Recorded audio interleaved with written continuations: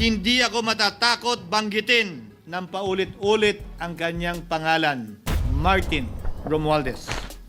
At ipaglalaban kong ipatawag at imbestigahan si Martin Romualdez at lahat ng kanyang mga kasangkot at kasama. Mga minamahal kong kababayan, kung nais niyong lumitaw ang katotohanan, kung nais niyong panagutin ang tunay na salarin, kung nais po niyong makulong ang tunay na may kasalanan, huwag ninyong kampihan si Martin Romualdez. Punitin natin ang script ni Martin Romualdez. At higit sa lahat, huwag magpadala, huwag sabayan, huwag maniwala sa sarswela na nilalako ni Martin Romualdez.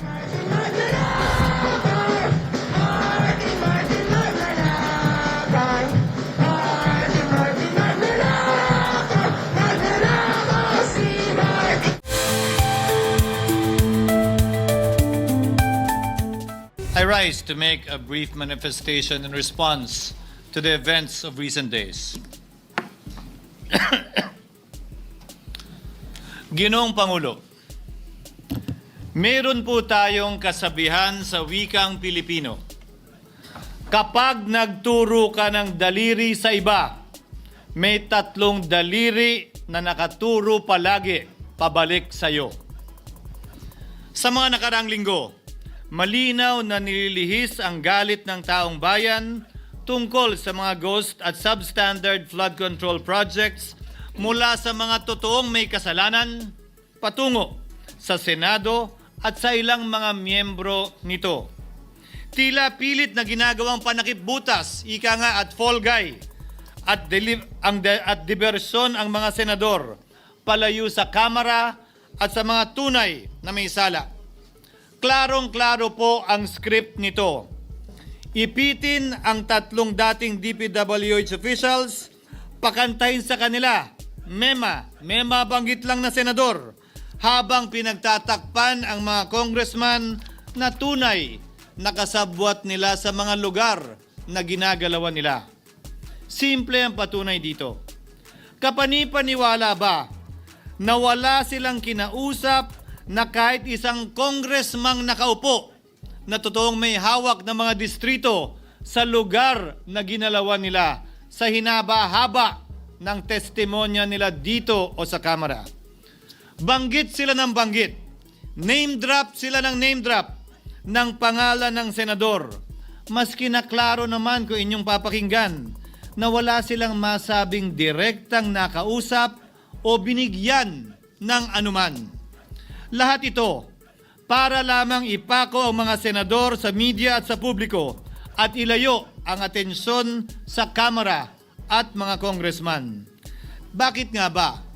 Dahil tila mas malaking isda, ika nga, mas mataas, mas kilala ang mga senador kumpara sa congressman? Umaasa sila na maiibsan ang galit ng tao sa kanilang mga anomalya ukol sa flood control at tuluyan na silang makakatakas mula sa anumang pananagutan. Isang tao lamang, Ginoong Pangulo, ang nasa likod ng script at sarswelang ito. Siya ang dahilan ng kaguluhan, pagkakaaway-away, pagkakawatak-watak na ngayon yumayanig sa ating bayan, maprotektahan lamang ang sarili niya. Ang pangalan niya ay matagal nang bulong-bulungan sa bawat sulok ng bansa, pero ngayon, unti-unti nang sinisigaw ng taong bayan.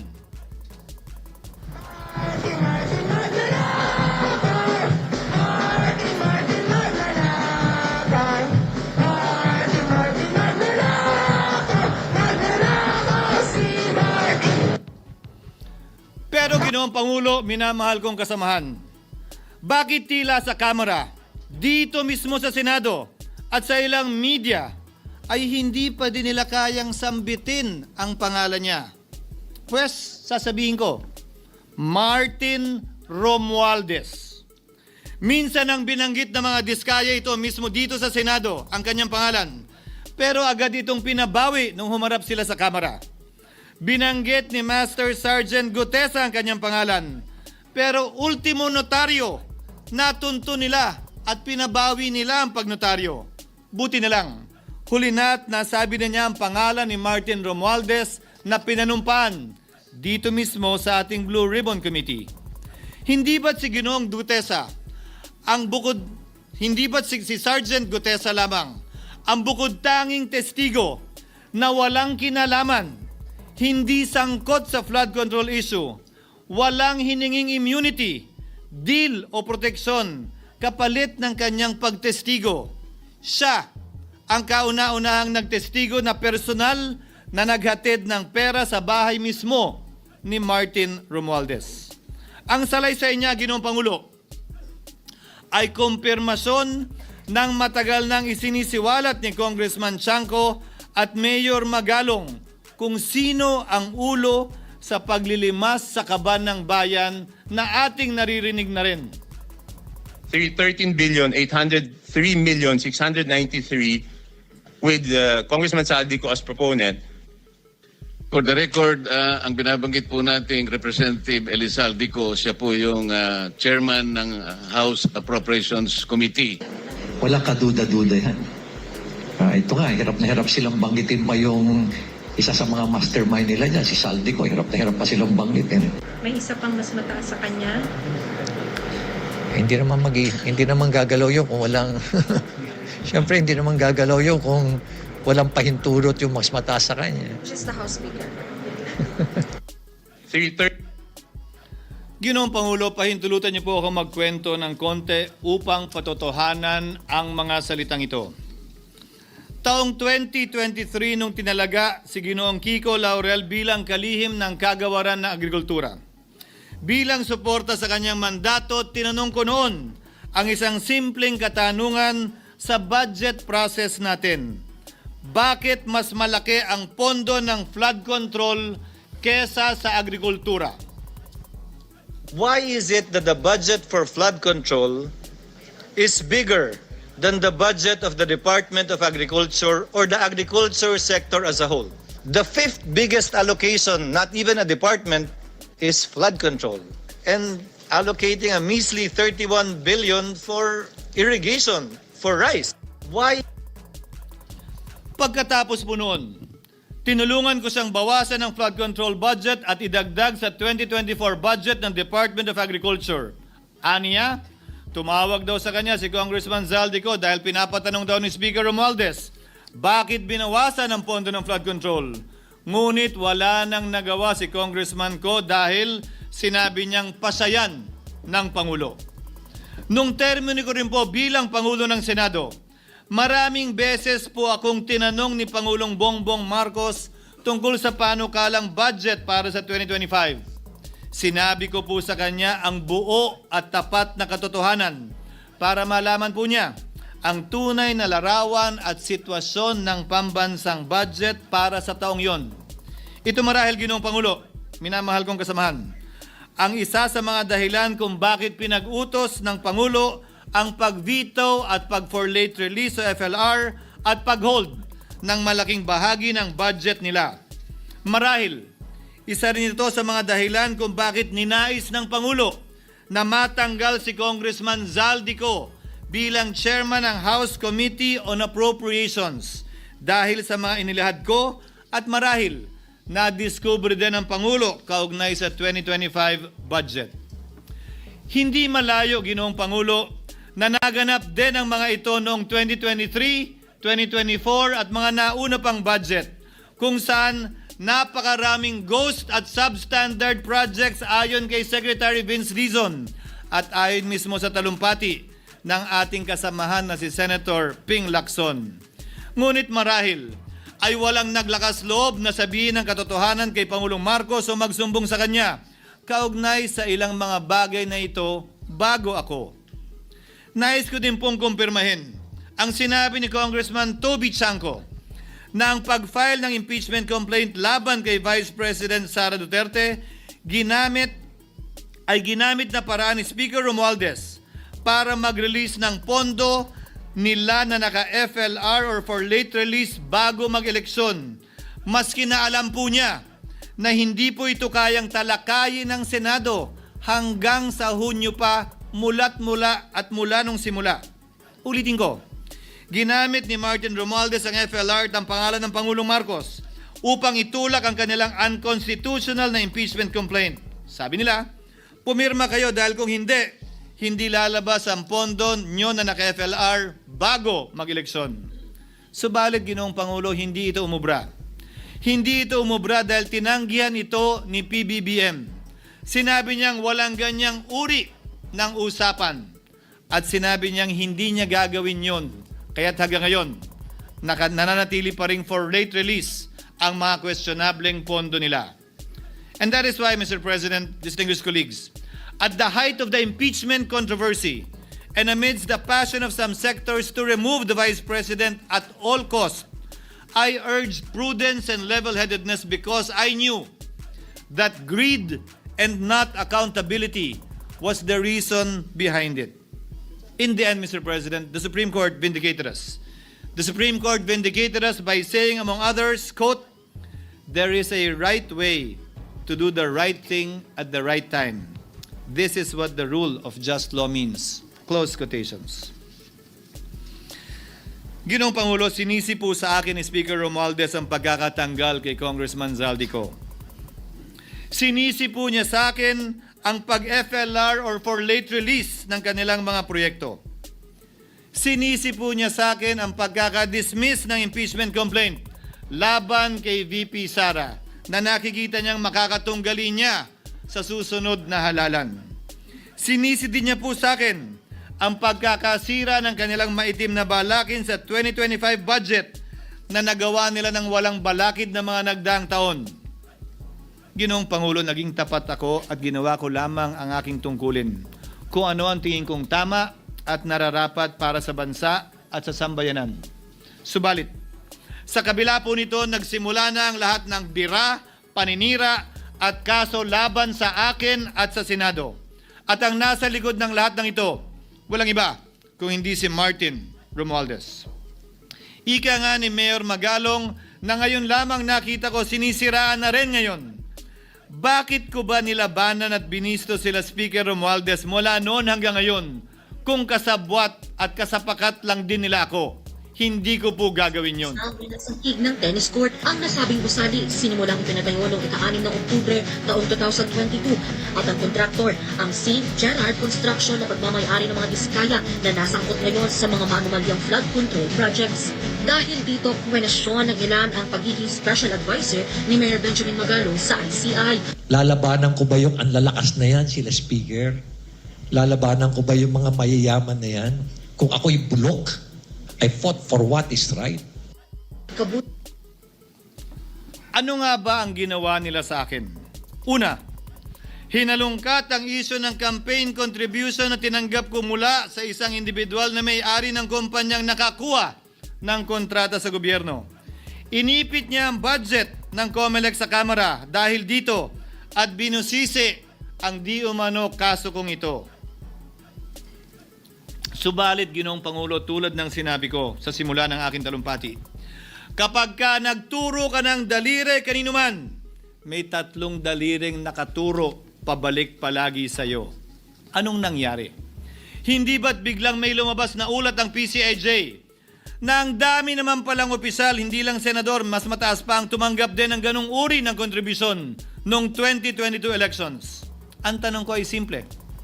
Kung legal at walang mali sa ginawa nila, edi dapat legal din at tama ang ginawa ko. Pero bakit ako lang ang iniimbestigahan tungkol dito?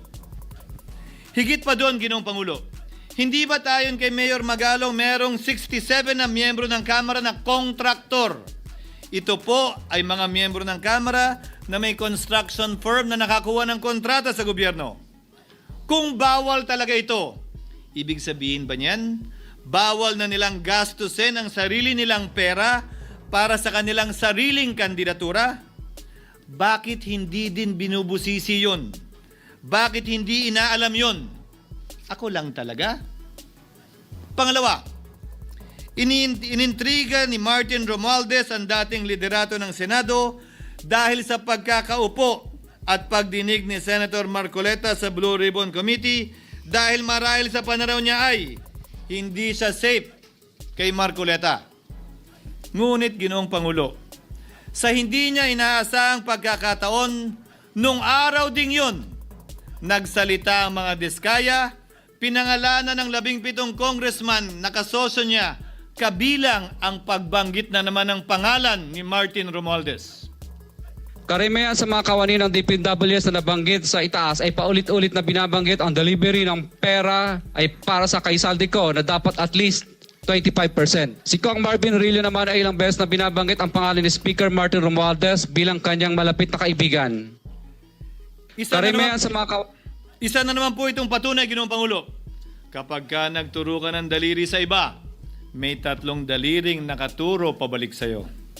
Pangatlo, sa pagdinig ng Blue Ribbon Committee kung saan niname drop ako ni Yusek Bernardo, bagaman inamin niyang personal na mismo na hindi niya rekta kung nakausap o binigyan ng anuman, bigla namang tumestigo si retired Master Sergeant Gutesa at muling pinangalanan si Martin Romualdez na hinahatiran daw niya ng pera sa mismong bahay nito.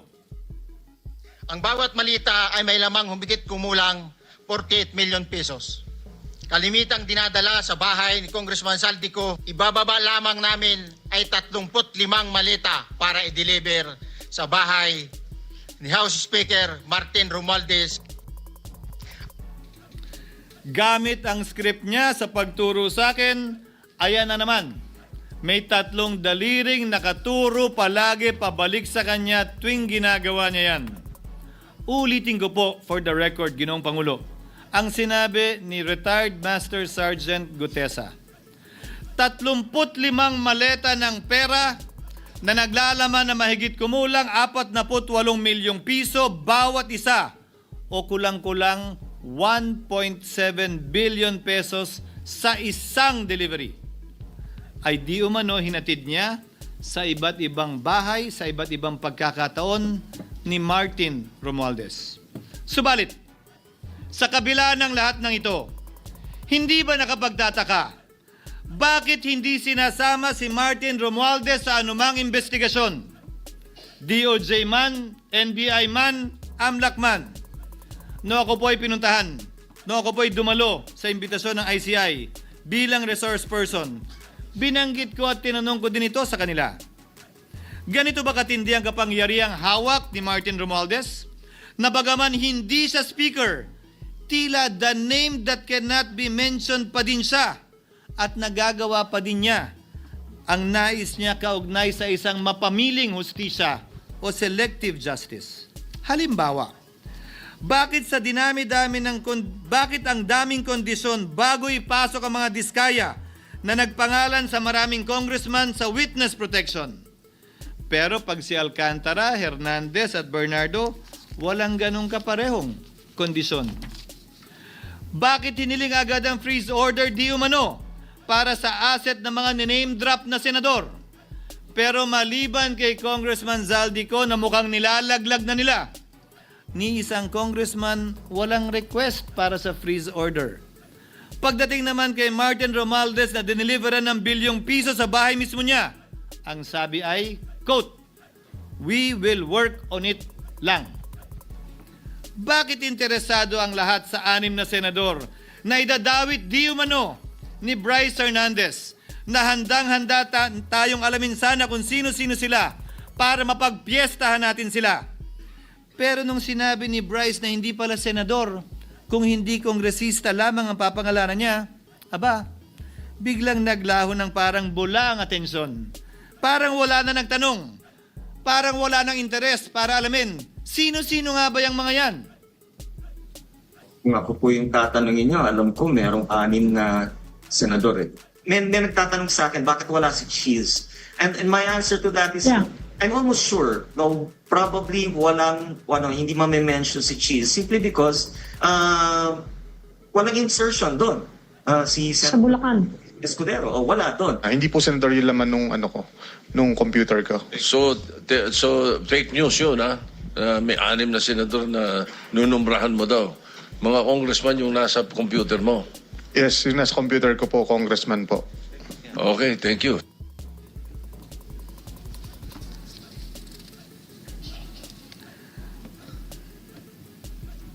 Nagkataon lang ba, Ginoong Pangulo, na ang mga nakaupong senador na dinidiinan sa ngayon ay ang dating Pangulo, dating pro tem, dating punong mayoriya ng Senado, na lahat nagkataon din lang ba na bumoto kontra sa depektibong impeachment ni Vice President Duterte o talagang tinumbok lang kami? In other words, Mr. President, are we truly for transparency and accountability, or are we merely offering a politically convenient sacrificial lamb in an attempt to appease the rage of the people? What is painful, Mr. President, is that along the way, reputations have been disparaged and tarnished.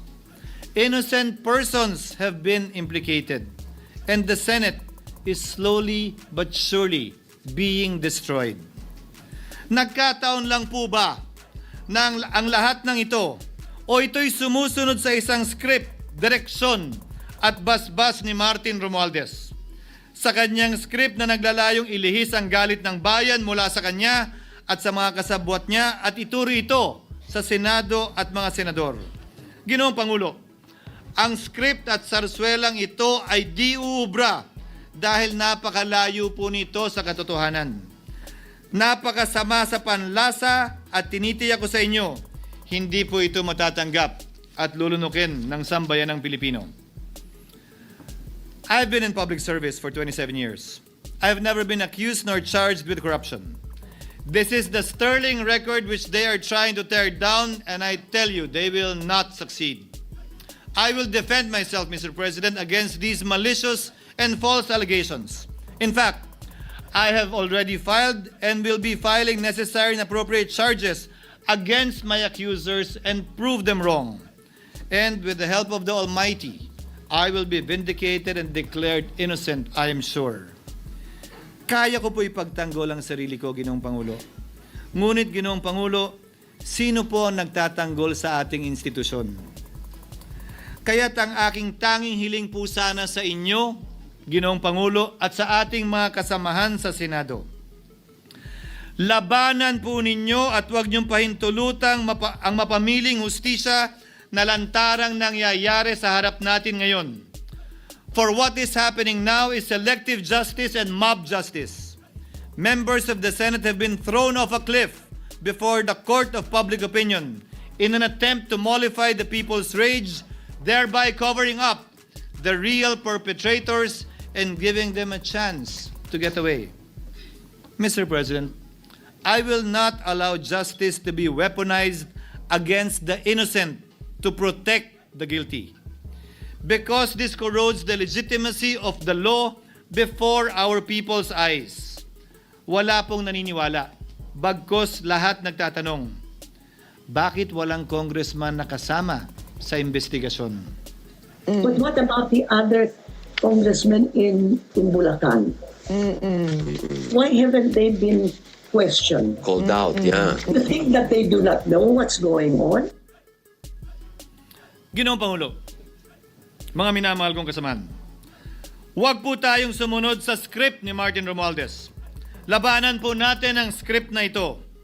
Pasagutin at imbestigahan lahat ng niname drop at nabanggit, congressman man, senador man at iba pang opisyal, at dapat kasama dito si Martin Romualdez.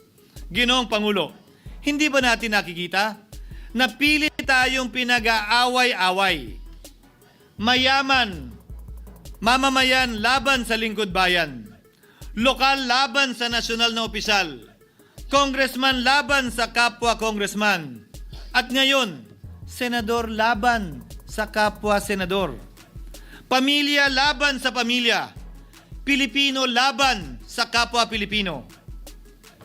Ginoong Pangulo, tandaan po natin, mas madaling manipulahin at ang nag-aaway at nagkakawatak-watak na bansa.